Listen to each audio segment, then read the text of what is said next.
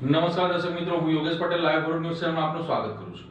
નિહાળી આજના સમાચાર. અંકલેશ્વરના સારંગપુરની અંજનીધારા સોસાયટીના પાછળના ભાગે હત્યા કરાયેલી હાલતમાં જીતાલીના રહેવાસી મુન્નાભાઈ લક્ષ્મણ પાલનો મૃતદેહ મળી આવતા ચકચાર મચી જવા પામી છે. અંકલેશ્વર તાલુકાના જીતાલી ગામની સિલ્વર સિટી સોસાયટીમાં રહેતા અને મૂળ ઉત્તર પ્રદેશના 43 મુન્ના લક્ષ્મણ પાલનો સારંગપુર ગામ નજીક અંજનીધારા સોસાયટી નજીક આવેલ બાવળની ઝાડીમાંથી હત્યા કરાયેલ હાલતમાં મૃતદેહ મળી આવ્યો હતો. આસપાસના રહીશોએ મૃતદેહ જોતા જીઆઈડીસી પોલીસને જાણ કરતા પોલીસ કાફલો ઘટના સ્થળે દોડી આવ્યો હતો અને તપાસ કરતા મુન્ના પાલના ગળાના ભાગે તીક્ષ્ણ હથિયાર વડે હુમલો કર્યો હોવાનું માલુમ પડ્યું હતું. આ ઘટના અંગે ડીવાયએસપી કુશલ ઓઝા પણ દોડી આવ્યા હતા. સાથે સાથે એસઓજી એલસીબીની ટીમો પણ દોડી આવી હતી. અજાણ્યો ઈસમ ગળાના ભાગે તીક્ષ્ણ હથિયાર વડે હુમલો કરી હત્યા કરી ફરાર થઈ ગયો હતો. હત્યાનો ભેદ ઉકેલવા પોલીસે ડોગ સ્ક્વોડની મદદ પણ લીધી હતી. પોલીસે મુન્ના પાલના મૃતદેહને પોસ્ટમોર્ટમ અર્થે ખસેડી અજાણ્યા ઈસમ વિરુદ્ધ હત્યાનો ગુનો નોંધી તેને ઝડપી પાડવા માટે વિવિધ ટીમો બનાવીને ચક્રો ગતિમાન કર્યા છે. વાલિયામાં 5 વર્ષીય બાળકી સાથે થયેલા દુષ્કર્મ કેસમાં પોલીસે 51 વર્ષીય રાજુ શાંતિલાલ વસાવાની ધરપકડ કરી છે. વાલિયા તાલુકાના એક ગામમાં રહેતી 5 વર્ષીય બાળકીને અજાણ્યો ઈસમ ચોકલેટ અને પડીકા આપવાની લાલચ આપી અપહરણ કરી ગામની સીમમાં લઈ જઈ બાળકી સાથે શારીરિક અડપડા કરી બળાત્કાર ગુજાર્યો હતો. બનાવ અંગે વાલિયા પોલીસે અપહરણ અને પોસ્કો એક્ટ સહિત કલમ હેઠળ ગુનો નોંધીને આરોપીનો સ્કેચ તૈયાર કર્યો હતો. લોકલ પોલીસ, એલસીબી અને એસઓજીની વિવિધ ટીમો બનાવી હ્યુમન ઇન્ટેલિજન્સ અને ટેકનિકલ સર્વેલન્સની મદદ વડે સુરતના માંડવી તાલુકાના વાઘનેરા ગામમાં રહેતો 51 વર્ષીય રાજુ શાંતિલાલ ગામિતને ઝડપી પાડી વધુ તપાસ હાથ ધરી છે. નરાધામ રાજુ ગામિતે એક લગ્ન પ્રસંગમાં હાજર હતો. તે દરમિયાન જ તેને પોલીસે ઝડપી પાડી કાયદેસરની કાર્યવાહી હાથ ધરી છે. પોલીસે એક જ દિવસની અંદર આરોપીને ઝડપી પાડવા માટે 500 થી વધુ વ્યક્તિઓના ડેટાઓની ચકાસણી કરી હતી. 14/4/2026 ના રોજ એક ફરિયાદ અમારે ત્યાં વાલિયા પોલીસ સ્ટેશનમાં એક ફરિયાદ આવી હતી. જેના કહેવા મુજબ આની બાળકી જેની ઉંમર 5 સાલ છે, આના સાથમાં એક રાજુભાઈ સનોપ શાંતિભાઈ ગામે ઉંમર વર્ષ 51 વાઘનેરા માંડવીના જે માણસ છે, આને 9 તારીખમાં આને લલચાવીને ફોસલાવીને અને ચોકલેટનો લાલચ આપીને ખેતરમાં લઈ જઈને બલાત્કાર આચર્યો હતો. જેમાં અમારે 14/4/26 અપહરણ સાથે રેપ અને પોક્સોની એફઆઈઆર દાખલ થઈ હતી. જોકે આરોપી ત્યાંથી નાસી ગયેલ હતો, જેથી આની શોધખોળ માટે અમારે એલસીબી, એસઓજી અને લોકલ પીઆઈના નેતૃત્વમાં 6 થી 7 ટીમો બનાવવામાં આવી અને એ ટીમો હ્યુમન ઇન્ટેલિજન્સ અને ટેકનિકલ ઇન્ટેલિજન્સના આધારે કાલે એક શંકાસ્પદ વ્યક્તિની આઈડેન્ટિફાઈ કર્યો, જેનું નામ રાજુભાઈ છે, જે આરોપી તરીકે છે. પછી આની યુક્તિ પ્રયુક્તિ તરીકે પૂછપરછ કરતા આજે આને ગુનો આચરેલ હોવાનો કબૂલ કરેલ, જે પછી આની 3:35 આજે બપોરે ધરપકડ કરવામાં આવી.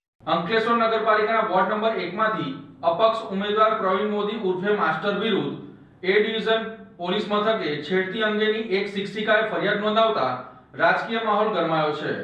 અંકલેશ્વર શહેરમાં નગરપાલિકાની ચૂંટણી વચ્ચે એક ચોંકાવનારી ઘટના સામે આવી છે.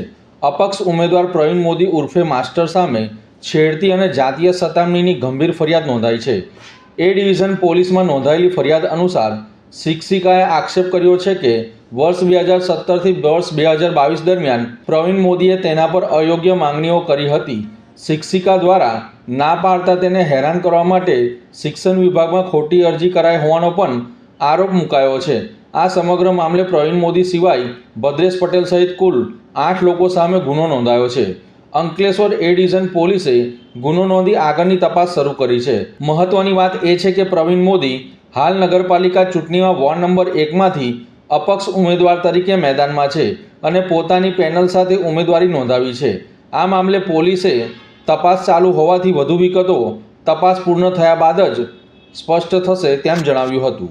અંકલેશ્વરના નર્મદા નદી કિનારે કારમાં બેસીને બિયર પીતો વિડીયો બનાવી યુવકે સોશિયલ મીડિયા પર મૂકતા પોલીસે તેની ધરપકડ કરી છે. અંકલેશ્વરના નર્મદા નદી કિનારે કારમાં બેસીને શરાબ પીતો વિડીયો બનાવનાર યુવાનની પોલીસે ધરપકડ કરી કાયદેસરની કાર્યવાહી હાથ ધરી છે. યુવાને નદી કિનારે કારમાં શરાબ પીતા પોતાનો વિડીયો બનાવી સોશિયલ મીડિયા પર અપલોડ કર્યો હતો. સોશિયલ મીડિયા પર ફેમસ થવા માટે આ પ્રકારનું કૃત્ય કર્યું હતું, પરંતુ તેની આ હરકત તેને ભારે પડી છે. અંકલેશ્વર નજીક નર્મદા નદીના કિનારે કારમાં બેસીને શરાબ પીતા રીલ બનાવનાર એક શખ્સને પોલીસે ઝડપી પાડ્યો છે. સોશિયલ મીડિયા પર આ વિડીયો વાયરલ થતાં પોલીસ હરકતમાં આવી હતી. આરોપી અનિલ વસાવાએ નદી કિનારે કારમાં શરાબ પીતા પોતાનો વિડીયો બનાવીને સોશિયલ મીડિયામાં અપલોડ કર્યો હતો. વિડીયોમાં તે પોલીસને ખુલ્લો પડકાર ફેંકતો જોવા મળ્યો છે. રીલ વાયરલ થતાં જ આ મામલો અંકલેશ્વર શહેર એ ડિવિઝન પોલીસના ધ્યાન પર આવ્યો હતો. પોલીસે તાત્કાલિક કાર્યવાહી કરીને તેની સામે ગુનો નોંધી તેને ઝડપી પાડી કાયદેસરની કાર્યવાહી હાથ ધરવામાં આવી છે.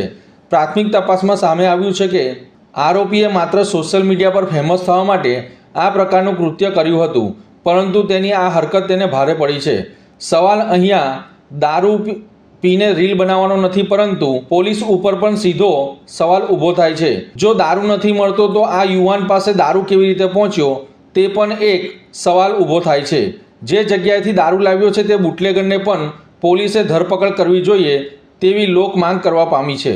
આપના ધારાસભ્ય ચૈતર વસાવાની નાંદોદ, ગરુડેશ્વર અને તિલકવાડાની અગર, ખડગદા, વડિયા, આમલેથામાં જનસભામાં જનસાગર ઉમટી પડ્યો હતો.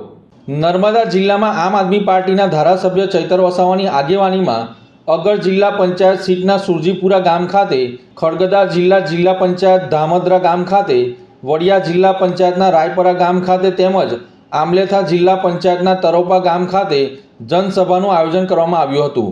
આ જનસભામાં નર્મદા જિલ્લાના પ્રમુખ નિરંજન વસાવા તેમજ જિલ્લા પંચાયત અને તાલુકા પંચાયતના ઉમેદવારોની હાજરીમાં આસપાસના ગામોમાં આ જનસભામાં નર્મદા જિલ્લાના પ્રમુખ નિરંજન વસાવા તેમજ જિલ્લા પંચાયત અને તાલુકા પંચાયતના ઉમેદવારોની હાજરીમાં આસપાસના ગામોના ગ્રામજનો, આગેવાનો, ભાઈઓ બહેનો અને યુવા સાથીઓ મોટી સંખ્યામાં ઉપસ્થિત રહ્યા હતા.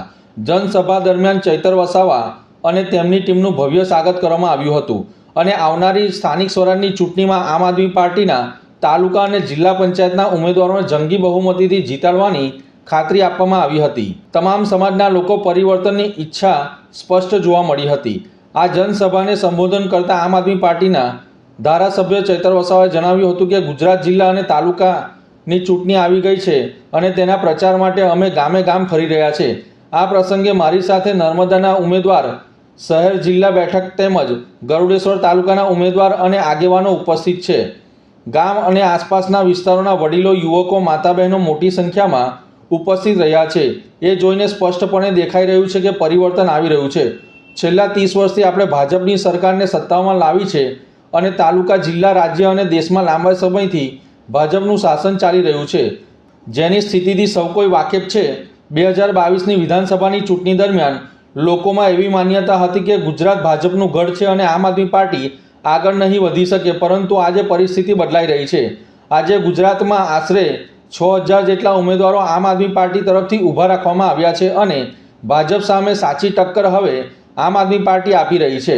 કેટલાક વિસ્તારોમાં ભાજપના નેતાઓએ પણ સ્વીકાર્યું છે કે તેઓ હારી રહ્યા છે. આમ આદમી પાર્ટી દ્વારા આમ આદમી પાર્ટી માત્ર કોઈ મોટા નેતાની પાર્ટી નથી, પરંતુ સામાન્ય લોકોની પાર્ટી છે, જેમાં સામાન્ય પરિવારોમાંથી આવેલા ઉમેદવારોને તક આપવામાં આવી રહી છે. તેમણે ગ્રામજનોને અપીલ કરી છે કે આ વખતની ચૂંટણીમાં પરિવર્તન માટે આગળ આવે અને આમ આદમી પાર્ટીના ઉમેદવારોને જીતાડે તેવી માંગ કરી હતી. અંકલેશ્વરના સેમપુર ગામમાં ઉનાળાની શરૂઆત સાથે જ છેલ્લા 10 થી 15 દિવસ સુધી પાણી ન મળતા ગ્રામજનો રોષે ભરાયા છે અને મુશ્કેલીમાં મુકાયા છે. અંકલેશ્વર તાલુકાના સેમપુર ગામમાં ઉનાળાની શરૂઆત સાથે જ પીવાના પાણીની ગંભીર સમસ્યા ઊભી થઈ છે. છેલ્લા લગભગ 15 દિવસથી ગામમાં નિયમિત પાણી પુરવઠો બંધ હોવાથી ગ્રામજનો ભારે મુશ્કેલીનો સામનો કરી રહ્યા છે. ગામમાં આવેલા બોરવેલમાં તળ સુકાઈ જતા પાણીનો મુખ્ય સ્ત્રોત બંધ થઈ ગયો છે, જેના કારણે ગામના લોકોને પીવાનું પાણી મેળવવા માટે દૂર સુધી જવાની ફરજ પડી છે. એકમાત્ર કુદરતી પાણીનો સ્ત્રોત ગણાતી અમરાવતી ખાડી પણ સુકાઈ જતા પરિસ્થિતિ વધુ વિકટ બની છે. સ્થાનિક લોકોના જણાવ્યા મુજબ ક્યારેક ટેન્કર દ્વારા પાણી પૂરું પાડવામાં આવે છે, પરંતુ તે પૂરતું ન હોવાથી ગ્રામજનોમાં રોષ ફેલાયો છે. ખાસ કરીને મહિલા અને ખેડૂતો માટે સૌથી વધુ મુશ્કેલીનો સામનો કરવો પડી રહ્યો છે. ગ્રામજનો દ્વારા તંત્રને અનેક વખત રજૂઆત કરવામાં આવી હોવા છતાં સમસ્યાનું કોઈ કાયમી નિરાકરણ આવ્યું નથી.